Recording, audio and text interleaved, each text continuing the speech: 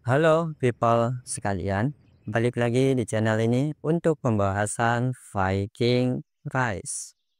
Kali ini gua bakalan membahas soal hasil akhir dari PKVK 3 di Kingdom 255. Hasilnya seperti apa? Mari kita mulai.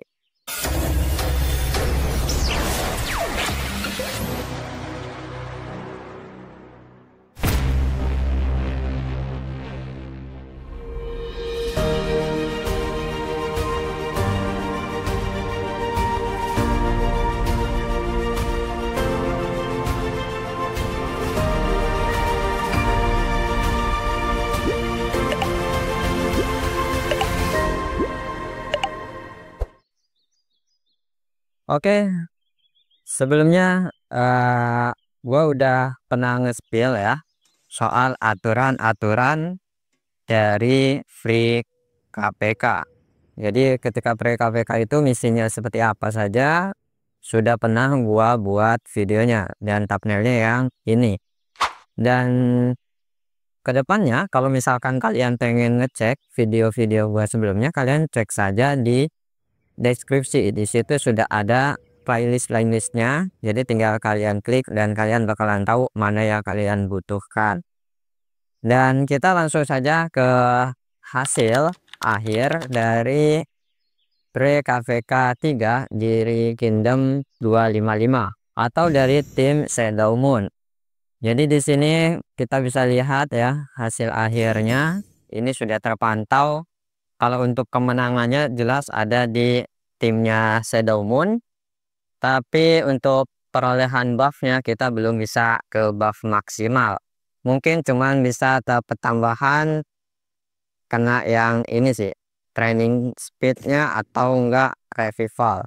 Pengennya sih sampai revival ini kena lagi, cuman melihat keadaan masih butuh 2000 sertifikat, tapi nggak tahu nanti ya hasil akhirnya bagaimana. Cuman ini sebelum ending kita sudah tahu ya, karena di sini tinggal 11 jam lagi dan itu sudah jelas kemenangan ada di Shadow Moon walaupun hasil buffnya belum maksimal. Maksudnya maksimal bagaimana ya? Buff maksimal dari Free KPK itu sampai 275.000 poin. Ini adalah syarat minimal kalau misalkan kalian pengen dapat buff maksimal di KVK-nya nanti. Dan ini semua bergantung pada tim sebenarnya, karena poin ini semuanya akumulasi dari 3 kingdom yang menjadi satu tim, dan poin inilah yang kita kejar. Seharusnya kalau misalkan dilihat dari rankingnya sendiri ya, di sini mayoritas ranking itu diisi oleh 255 dan jawabannya terletak di tim ranking ini. Jadi di sini kita bisa lihat bahwasanya dari Kingdom 255 itu memberi kontribusi poin sebesar 210.000 poin dan ya 218.000 lah atau 219.000. Kalau misalkan pengen dibuletin ya, totalnya itu jadi 220.000 poin. Itu udah jelas dari satu kingdom saja. Seandainya 260 atau 265 ini ikut berkontribusi juga, dalam artian bisa sampai minimal 50.000 poin masing-masing, ini sudah jelas tim kita itu bisa memaksimalkan buff KVK-nya. Tapi apalah daya, kita dapat timnya seperti ini, dan tim ini walaupun seperti yang gua spill sebelumnya, ada istilahnya sebelum PKVK pemilihan tim atau pemilihan musuh. Walaupun ada hal seperti itu, tapi semua keputusan tetap ada di development atau IGG. Jadi hasilnya ya seperti ini. Kadang kita dapat tim yang oke, tapi kadang juga timnya yang seperti ini. Kenapa bisa gue bilang kayak gitu? Karena dari tim Radiant Sun di sini kita bisa lihat tim Radiant di sini hampir keseluruhannya 3 kingdom ini ada kontribusi yang lumayan besar ya. Walaupun ada yang di bawah 50.000, tapi bisa ditinjau bahwasanya kingdom yang 256 atau 258 di sini juga tidak mau ambil enaknya saja, tapi dia ikut berkontribusi juga untuk mendapatkan poin secara maksimal. Karena efek dari buff KPK ini itu bakalan jangka panjang selama KPK kita berlangsung, dan otomatis kalau misalkan buffnya kurang atau tidak maksimal, ya itu juga kerugian dari tim kita sendiri gitu. Bukan hanya satu kingdom tapi satu tim, seperti itu. Makanya di sini agak disayangkan dari 265 yang kontribusinya bahkan tidak sampai 10.000. Dan untuk target ranking seperti yang gua bilang sebelumnya ya, di ranking itu kita hanya untuk 500 ranker atau 500 player saja. Jadi top 500 dengan poin minimal 200 sertifikat itu bisa memasuki ranking dan mengklaim hadiahnya. Tapi kalau syarat ini tidak terpenuhi, maka kita tidak bisa mengklaim hadiah. Dan yang gua targetkan selalu hanya di top 100 saja. Kenapa gua nggak menargetkan top yang lebih tinggi? Karena gua hanya memaksimalkan apa yang bisa gua maksimalkan dan tidak mengambil lebih gitu. Makanya ketika gua bilang di 2 video sebelumnya, gua selalu ngecek di menit-menit terakhir mana yang bisa gua capai dan tidak perlu membuang-buang resource dalam artian sumber daya gua, baik itu berupa makanan, speed up, item dan sebagainya, yang tidak terbuang sia-sia. Jadi kalau misalkan gue memaksakan dan ternyata nggak dapat, itu kan jatuhnya sia-sia aja gitu. Kita sudah istilahnya pengen dapat ranking, ternyata poin kita nggak cukup, nggak sampai ke rank tersebut, ya otomatis kan kayak kelebihan poinnya itu cuman kayak gugur gitu aja, nggak efisien, nggak istilahnya ya udah terbuang percuma gitu. Makanya gue selalu bilang ketika di VK kalau misi itu wajib selesai, tapi kalau untuk rank kalian cek dulu aja, maksudnya cek dulu aja di menit-menit terakhir, kalian cek minimal ya kalian masuk top 200, tapi kalau memungkinkan ya top 100. Dan untuk top 50 tinjau dari kemampuan kalian. Kalau misalkan kalian tidak mampu, ya jangan maksakan ke rank 50. Simpan saja sisanya, itu lumayan untuk kalian mengikuti event yang lain. Baik itu Mobius Peak, baik itu Legacy Hunt, baik itu Techmon. Event apapun yang kalian mau. Dan utamanya ini sangat berlaku untuk kalian free to play, biar kalian nggak terlalu membuang-buang sumber daya secara berlebihan tapi tidak ada hasilnya kan. Sayang saja itu poinnya sebanyak itu, karena walaupun kalian habiskan juga, kalian jor-joran, ternyata kalian nggak masuk ke ranknya.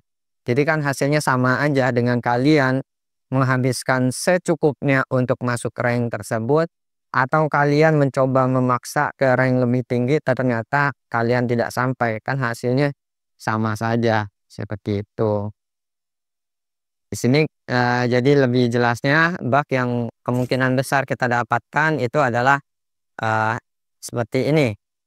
Di sini buff penyembuhannya kita dapat tambahan 30%, buff trainingnya 30%, terus buff pengurangan ya. Ini tuh buff pengurangan, bukan pengurangan ternyata, buff peningkatan. Jadi buff peningkatan dari rumah sakitnya juga meningkat 38%, serta buff kebangkitan itu 28%. Tapi kalau misalkan ini targetnya bisa sampai ke 253.000, maka kita bisa dapat buff kebangkitan pasukan itu 34%. Jadi kalau di total dengan yang sebelumnya, kita kan ada kebangkitan itu totalnya 10%, kalau di total akhirnya itu adalah 44%. Seandainya kita kena yang 253.000 poin ini, seperti itu. Jadi di sini sudah jelas ya keadaan dari Free KPK Kingdom 255. Kondisinya seperti ini dan di ini hari terakhirnya dan besok itu belum langsung masuk ya. Tapi masih jeda dulu baru setelah itu masuk. Kalau informasi yang beredar sih seperti itu. Cuman lebih jelasnya ya intinya kita lihat saja kurvanya seperti apa. Dan ini juga berlaku untuk kalian. Jadi kalau misalkan kalian termasuk yang free to play, gua sarankan untuk selalu memantau keadaan. Jadi memang kita itu free to play sangat perlu yang namanya memantau, memplanning, melihat situasi. Karena apa yang kita bisa banggakan dari free to play gitu. Free to play itu hanya berperang dengan efisiensi, bukan soal menghabiskan sumber daya seperti halnya para spender. Kalau spender atau para paus itu sudah memiliki dompet keuangan yang cukup tebal, sedangkan kita yang free to play belum tentu gitu. Dan free to play itu labelnya nggak harus selalu non top up keseluruhan gitu. Kadang kita kan pengen juga istilahnya ke frame atau ke hadiah-hadiah yang lain, emot dan sebagainya. Itu juga tetap dihitung free to play karena pada dasarnya hal itu tidak berpengaruh sama sekali ke permainan kalian. Sebagai contoh ya, kayak frame gitu. Kalau misalkan kalian beli frame ketika event-event tertentu, apakah ketika kalian membeli frame itu berpengaruh besar ke mengawakeningkan hero, menempa equipment, atau hal yang lain yang mempengaruhi eh, akun kalian menjadi lebih kuat daripada akun yang lain? Jawabannya kan tidak gitu. Frame itu hanya souvenir, frame itu hanya ornamen. Sama halnya dengan emoticon atau ya cuman istilahnya di sini tuh seperti emot-emot yang ada di sini. Di sini gua sempat beli emot yang ini ya. Dikarenakan gue suka aja sih emotnya lucu. Tapi kalau emot yang lain gue belum tertarik sebelumnya. Terus juga yang ini dari event. Jadi lumayan juga. Aslinya kalau free to play itu kalau pengen bagus, yang penting ada event apapun ya ikutin aja. Siapa tahu berhasil. Dan juga buat planningnya. Jadi dari awal kalau misalkan ada yang bilang gua free to play, jadi nggak bisa begini, nggak bisa begitu, itu jawaban yang terlalu pesimis sih menurut gua. Kalian free to play itu bisa kok untuk bersaing asalkan kalian dari awal sudah membenahi diri kalian. Dalam artian nggak usah terlalu mengikuti apa kata orang, tapi tentukanlah yang memang cocok untuk kalian. Kalian sudah diberikan karunia untuk berpikir, pakai itu untuk berpikir gitu. Istilahnya nggak semua hal itu harus terima apa adanya, tapi ya udah lakukan dulu. Nanti kalau soal hasil apa kata belakangan. Kalau misalkan kalian belum melakukan saja sudah menyerah, ya buat apa gitu. Makanya sering banget gua dengar kata-kata free to play nggak bisa begini, free to play nggak bisa begitu, free to play begini dan begitu. Padahal mau kalian free to play mau enggak, atau kalian free to play dikit-dikit spender atau top up atau bagaimana, ya kita ingat game ini memang pada awal dan akhirnya adalah perdagangan atau permainan yang dijual oleh development. Otomatis yang punya label pay to win atau yang berbayar ya jelas lebih diuntungkan, tapi bukan berarti yang free to play enggak gitu. Makanya ada beberapa event tertentu, contohnya ya event-event masak-masak kayak di Valhalla Summon yang sekarang ini gitu. Itu juga sebenarnya bisa kalian selesaikan, tapi kan bergantung dengan yang namanya keberuntungan ya. Bro, ada yang baru nih. Buku handbook Viking Rise, mengupas segala hal penting yang ada di Viking Rise hingga LCK 4. cocok banget buat kalian yang suka berplanning untuk masa depan akun kalian. Dan bukan itu aja, ilustrasi gambarnya juga ciamik banget. Jadi buat kalian ngerasa membaca buku bergambar ala bocil-bocil pengertian, udah gak usah kepikiran lama-lama, langsung order aja. Cek linknya di bio atau di deskripsi di bawah ini. Order sekarang juga sebelum kalian menyesal karena telat mengordernya. Nah, kalau keberuntungan itu terlepas mau kalian pay to win atau kalian free to play, itu sama aja. Jadi yang namanya beruntung itu kolektif pribadi atau istilahnya privilege pribadi yang khusus ya untuk kalian saja gitu. Jadi kalau ada yang merasa keberuntungannya jelek, ya ingat, bukan kalian saja yang merasakan, tapi semua orang yang memainkan game tipikal seperti ini itu merasakan hal yang sama. Cuman ya ketepatan aja gua agak beruntung. Jadi di sini yang resep makanan platter itu seperti yang di video gua pertama kali gua buat video tentang Valhalla Summon event ini, gua sudah menargetkan event masak ini. Jadi ya terbukti kan sekarang apa yang gua usahakan, walaupun sebenarnya sebelumnya agak pesimis untuk mendapatkan keseluruhan karena memang untuk mendapatkan resep makanan epic dan legend itu agak sulit, tapi pada akhirnya ya ketika kita mengusahakan sesuatu ya kita dikasih hasilnya gitu sesuai dengan usaha yang telah kita lakukan gitu.